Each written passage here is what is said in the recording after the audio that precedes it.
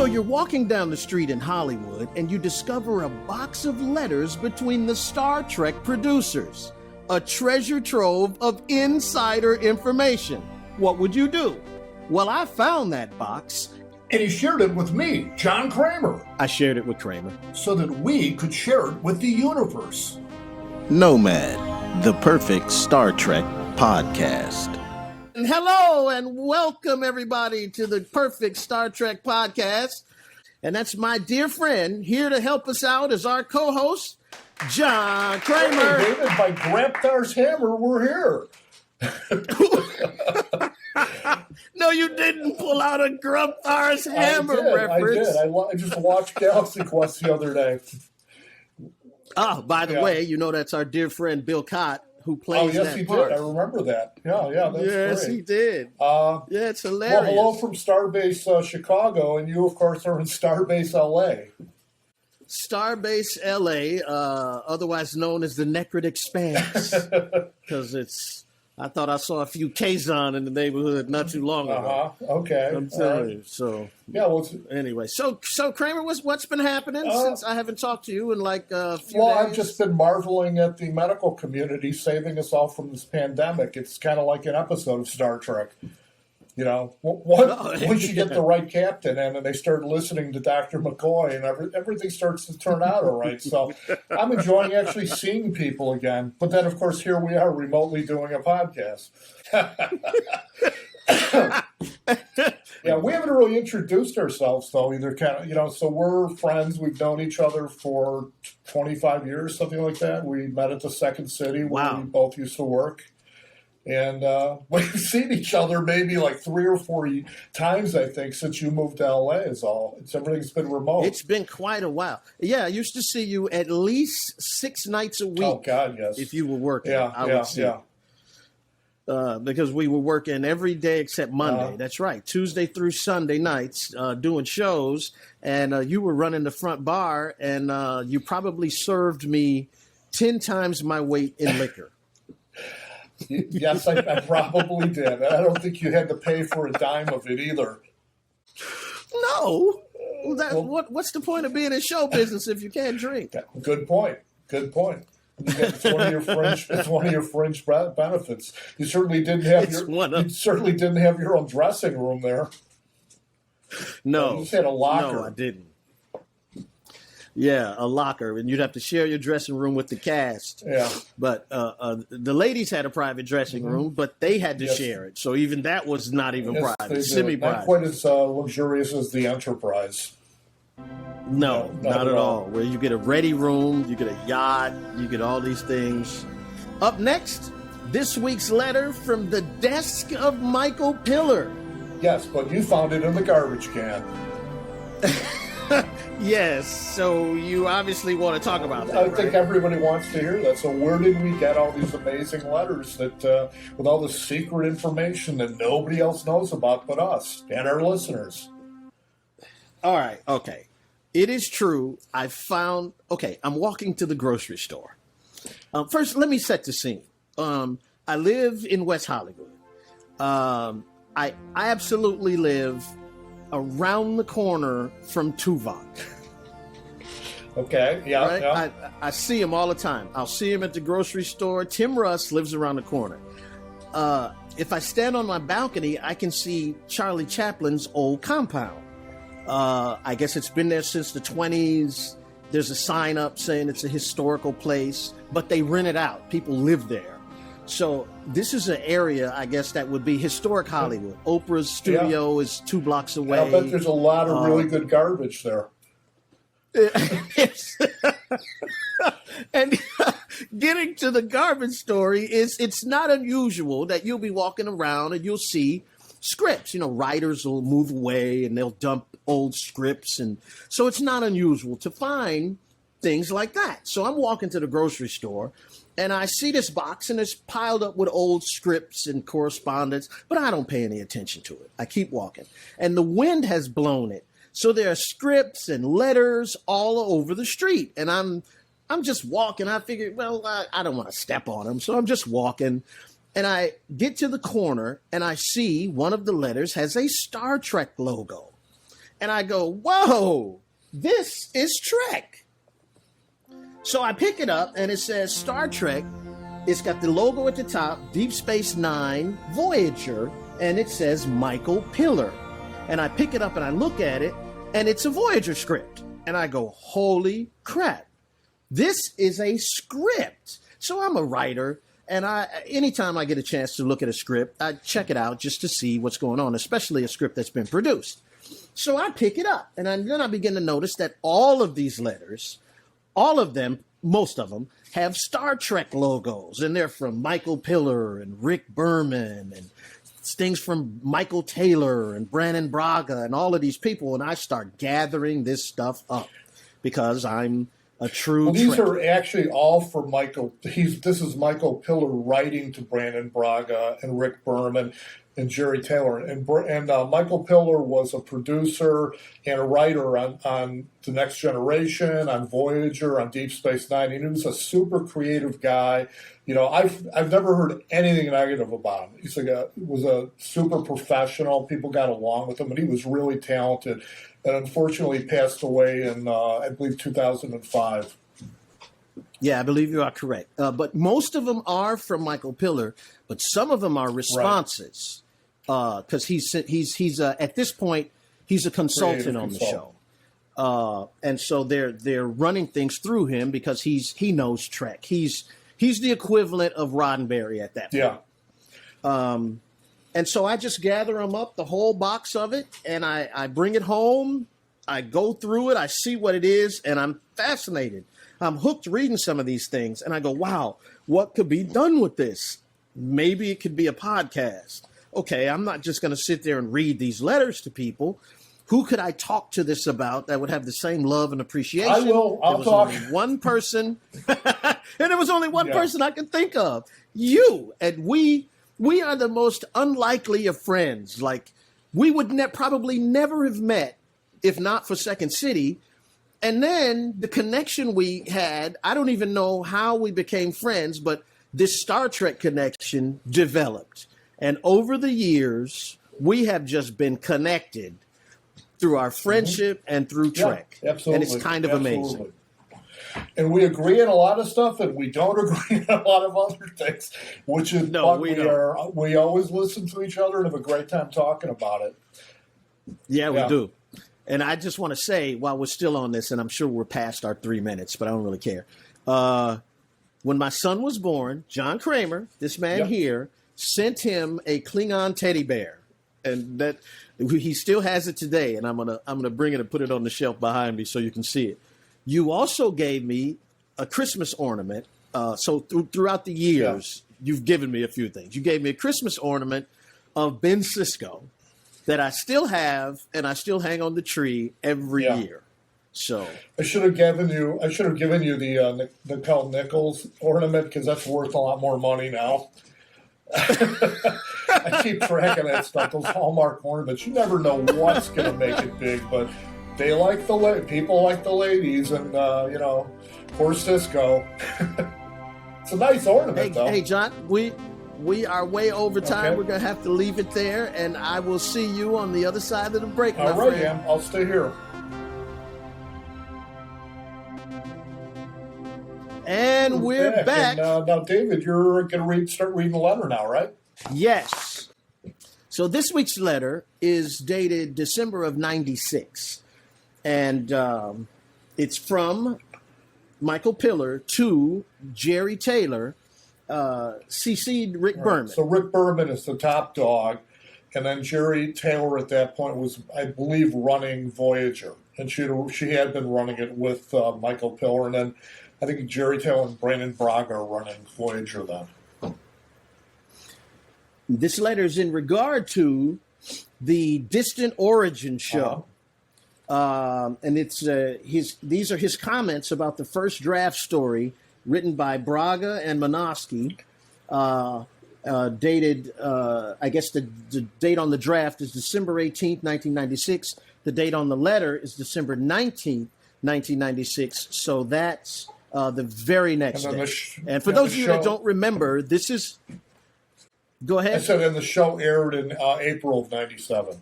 Oh, okay. Thank you.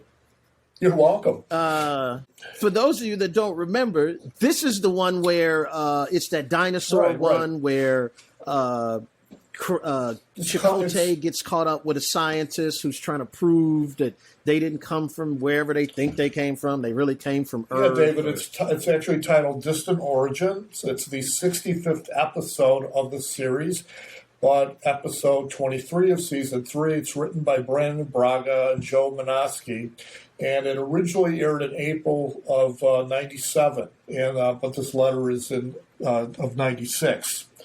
Bob, thank you for being so precise. I'm here to serve, Dave. Just trying to help out. I can fill a Google search bar out faster than a Telluride can get his panties in a knot. I think you know way more about Tellurites than I want to know. That's why I'm here, Dave. All right, let's get into the letter. Let's do that. All right, from Michael Pillar to Jerry Taylor, CC Rick Berman, regarding Distant Origins. This is pretty neat, he says. My only subjective complaint is the hypothesis that you spin as the backstory of the dinosaurs. It just requires an awful lot of suspended disbelief. So the backstory he's talking about is that the dinosaurs originated from Earth, somehow became technologically advanced, saw that this cataclysm was coming that was going to wipe out the dinosaurs, so they left Earth. And millions of years later, they have this incredibly advanced society in the Delta Quadrant. So that's the backstory he's not really buying. Right. They believe they've been on this planet that they're from for their entire existence, and they do not want to hear they came from somewhere else. Right. So then he goes on to say, on top of that, there's no direct evidence that any of this actually occurred, and a great deal of the plot resolution seems to depend on they it. kind of guess they ignored that, basically. They didn't change it, based on that note. They went ahead with it. They just ignored that and just said, "Oh, what the hell? It's so long ago. Nobody cares." And I have to say, when I watched that one, the very first time I watched it, I was a little like, they came from Earth. There's no evidence of any advanced technological beings. Nothing. That seems a little far-fetched, but the planet's big. Who knows? It could be under the ocean for all we know. Exactly. All right, so we're into the second paragraph now. He says, it would be consistent with other episodes and more believable if the dinosaurs from Earth were taken into the Delta Quadrant by visiting aliens from the Delta Quadrant, rather than advanced dinosaur space travelers from Earth. I have to agree. Mm-hmm. There may be some connection, if you really want to tie it directly to Chakotay's ancestors, that they came on the same ship that brought the Indian seeds that we talked about in TATOO. Now, TATOO, do you remember that episode? No, David, I don't, because unlike you, I haven't watched every episode of Voyager, The Next Generation, the original show, over and over again for years. Mostly I've seen the first run, maybe occasionally some of them I've seen a second time, but I yield to you on this. Well, it is true. I continually watch Star Trek episodes around the calendar. And I usually watch them in order, from the first episode of the original series all the way through the last episode of Next Generation, including the movies. These new shows I don't count. So in TATOO, that's where Chakotay discovers Native Americans who have the same tattoos as on his face in the Delta Quadrant. And we find out that I hope I'm not wrong here, because it's been a while since I saw that episode. But if I'm wrong, we'll get the error warning in next week's show. But they were carried to the Delta Quadrant by advanced alien beings who wanted to spread this culture throughout. I think they were fascinated by the spiritual aspect of it. So that's what he means by the TATOO episode. Mm-hmm. So then he goes on to say that might put Chakotay more firmly in the resolution of the series, of that particular episode, which I kind of happen to agree with. As it stands now, I don't buy the resolution, he writes. You can put Chakotay in the middle of the Vatican and have him change the Pope's mind about religion in a 2-minute speech, but I just don't think the audience will swallow it. Yeah, and they did change that because he doesn't. I don't think he really does this, impassioned speech, and I think they missed the ball here.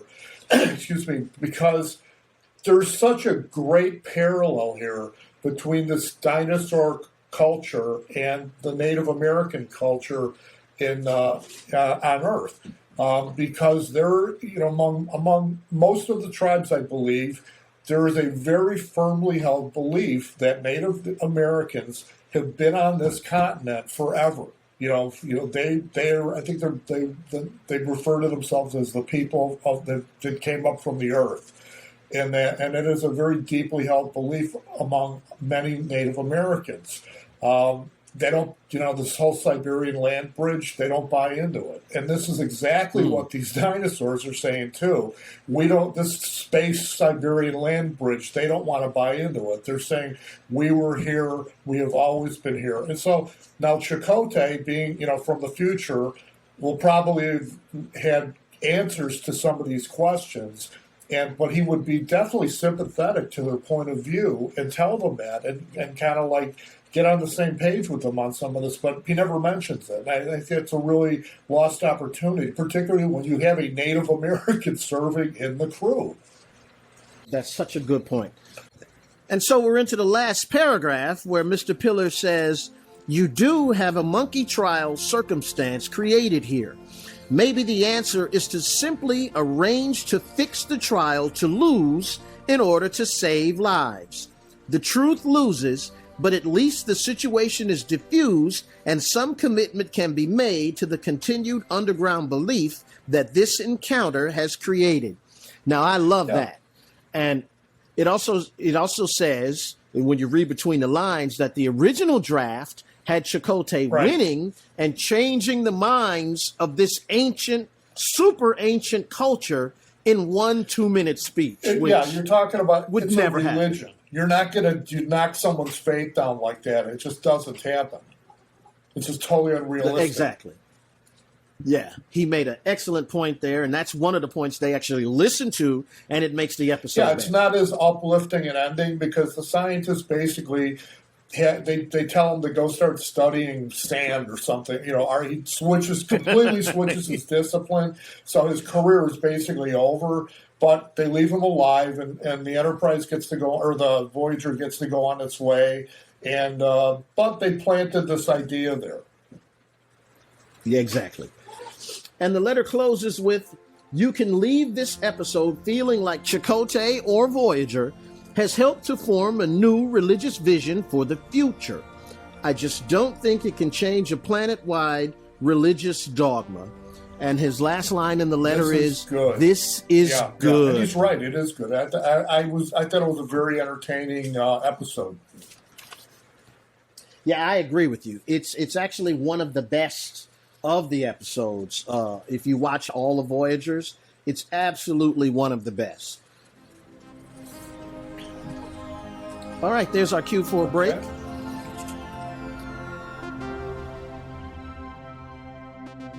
Okay, and we're back.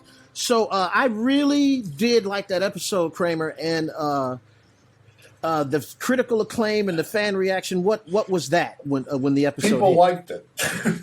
I think it's like Pillar wrote. He said this is good. The critics really liked it. Michael Pillar left the Voyager production team at the beginning of season 3 to work on Star Trek Insurrection, and at that time he said Distant Origins was the best episode of the series so far. Trek News listed it as the 4th best, while Gizmodo called it a must-see episode. So people liked it. I mean, I haven't seen it in years, and it came across very fresh to me again. And I really enjoyed it, except with the exception of some things in there that I would usually do a rant about. I don't know if we're going to do that today, though.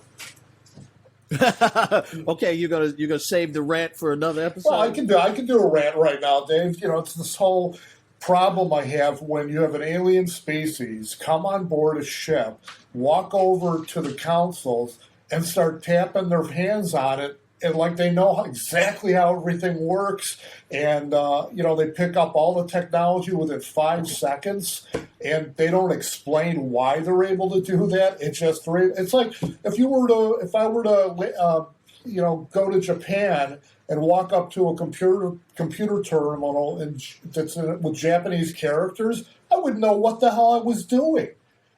And we're human beings and stuff. We have 2 eyes and stuff. We have the same bodies and everything. But these dinosaurs come in there and they got these long nails and everything. They're clacking away on everything, and they figure everything out.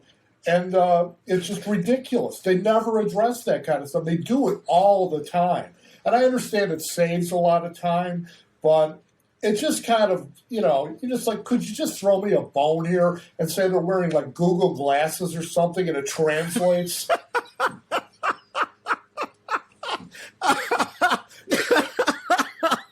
Kramer, I have to agree 100%. And the analogy you draw with Japan is absolutely perfect. I stayed a couple weeks in Amsterdam, and there was a washer dryer in the apartment that I was staying in, right?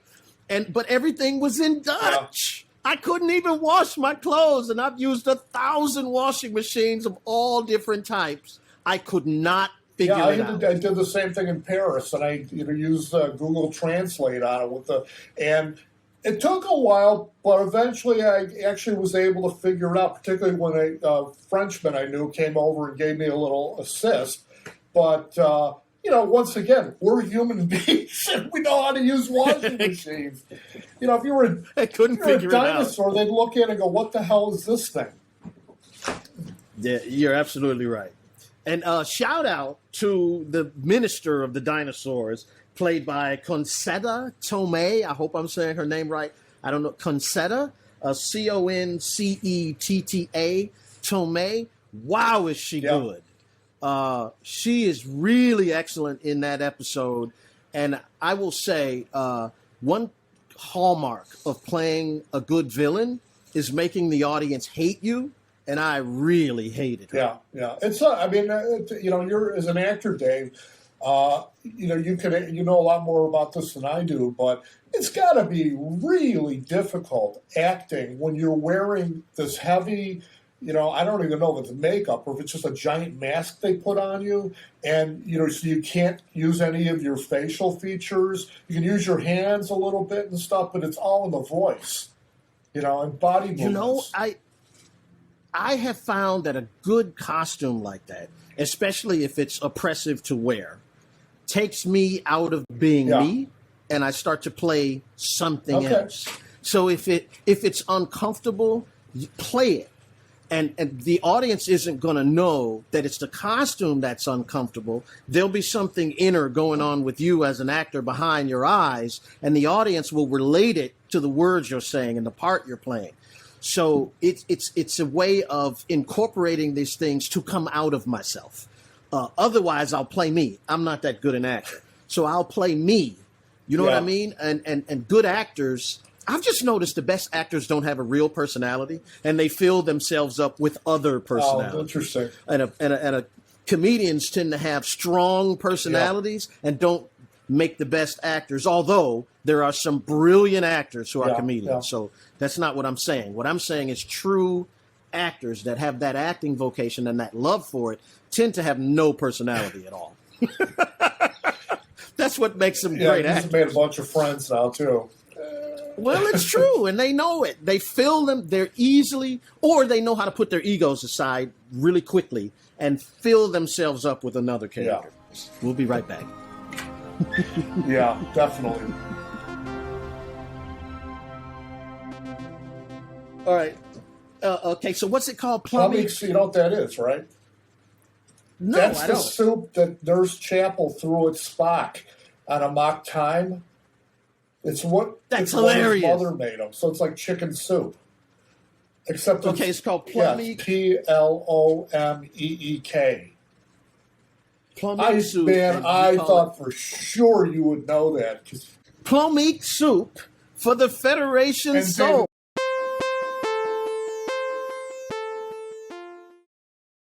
And so this story is called The Littlest Horta. Now, on a day far in the future, there lived a very small Horta in the Federation mining colony on Janus 6. He was so small, in fact, that all the other Hortas called him Tiny because he made tunnels too small for even a human to crawl through. So, unlike the other Hortas, he alone did not have a human to work with when eating through rock to expose all the metals and minerals so prized by the worlds of the Federation. Now, in time, Tiny began to feel so worthless that he spent most of his time in the Chamber of the Ages, where the mother of all the Hortas lived and watched over her children. Now, she was by far the oldest of her kind, but with age, she had come to slow down and preferred to stay in the cave that had been her home for so long. Tiny kept his mother company and spoke with her so she did not feel so lonely, and he thereby gave himself a purpose. Then, one day, his mother gave birth to the next queen of their people, and since no one else was around, Tiny mated with her, becoming the father of the next generation of his people. So remember, being kind to your mother has its own rewards. The end. No. Plomeek soup for the Federation soul. No. So the little Horta had a bit of a Oedipal complex. I wasn't there, Dave. I don't know what happened actually. You know, 2 Hortas go into a cave and 3 come out. You know, how does that work? We'll be right back with the show close after this.